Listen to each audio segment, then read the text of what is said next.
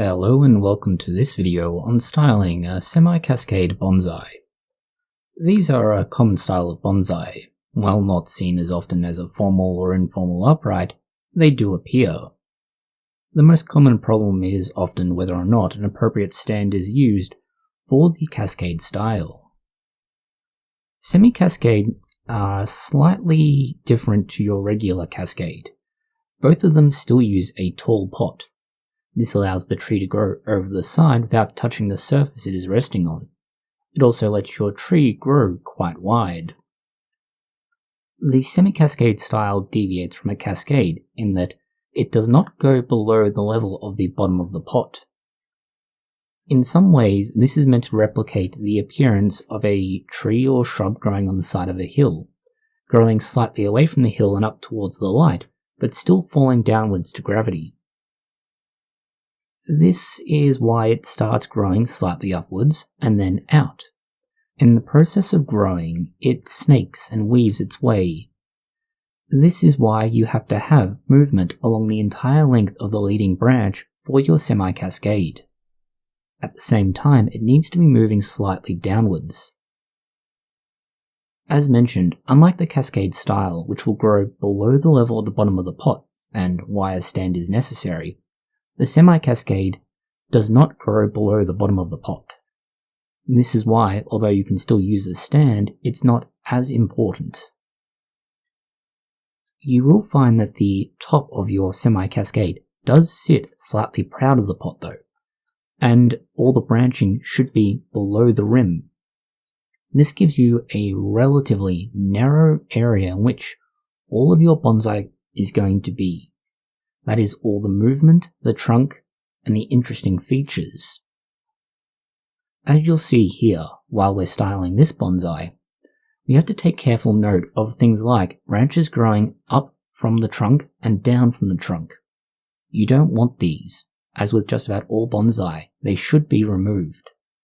The branches coming off from the sides come out of the elbow on the outside edge.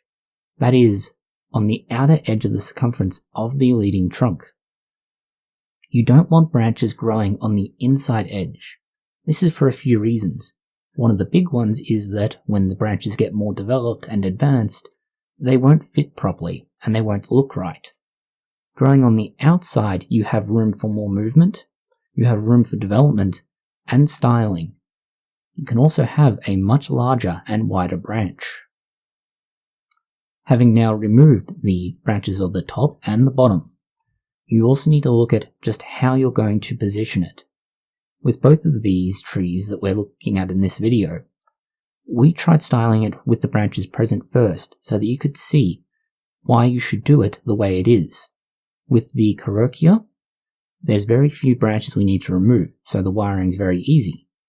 With the other plant, it's much more difficult, far more growth, and we need to remove that later on. In both instances, wiring it so that we have the movement and the branches in the right place makes our life easier. And then we remove any that aren't where they should be. They'll grow back if we need them again later, but for now, they can be removed without any real issue.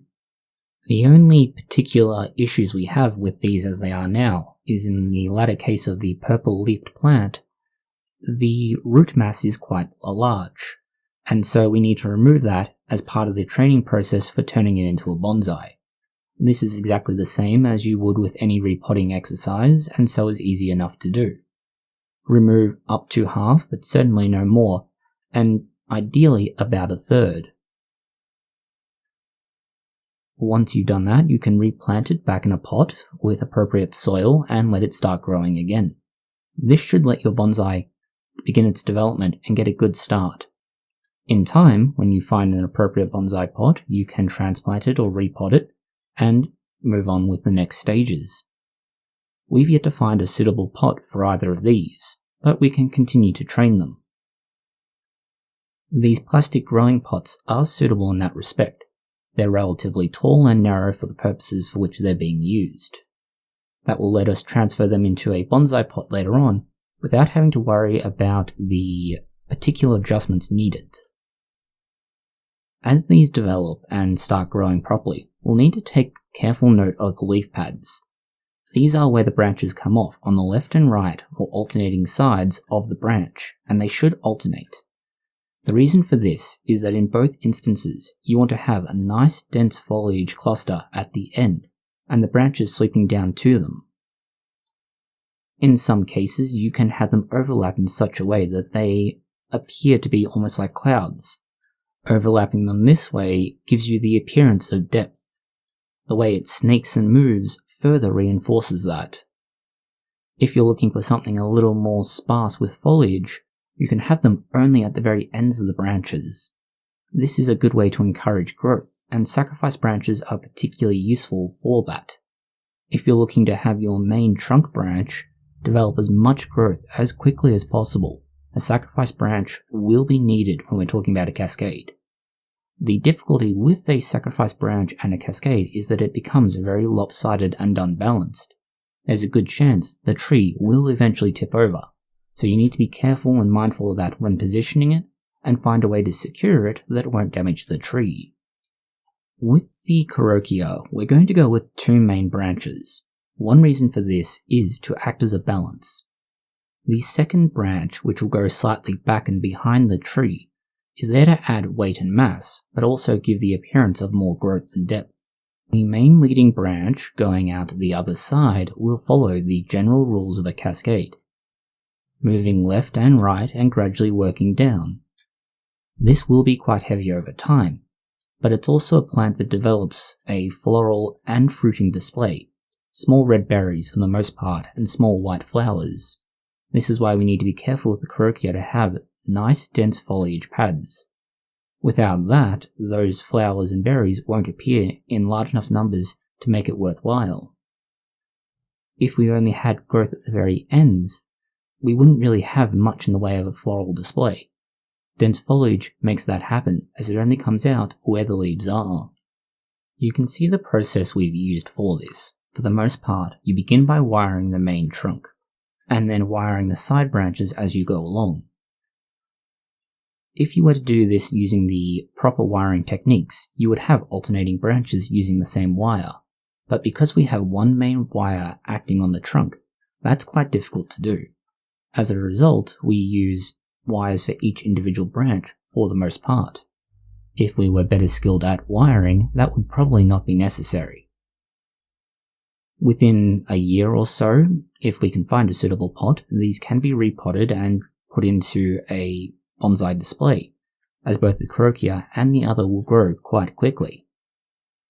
In other instances, your tree may take a good deal longer. Hopefully this guide has given you some idea as to how you would go about creating a semi-cascade bonsai. By no means are these two examples perfect. In fact, they are simply nursery stock, but it shows you how you can take a tree that you can buy easily and turn it into a bonsai with relatively little time and effort. Admittedly, not the best of displays at present, but well on its way.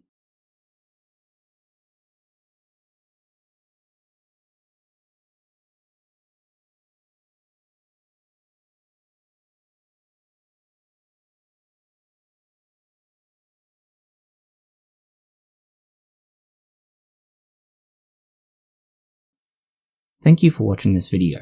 If you have found it interesting, consider liking, sharing, and subscribing. Please post any comments, questions, or suggestions that you have below.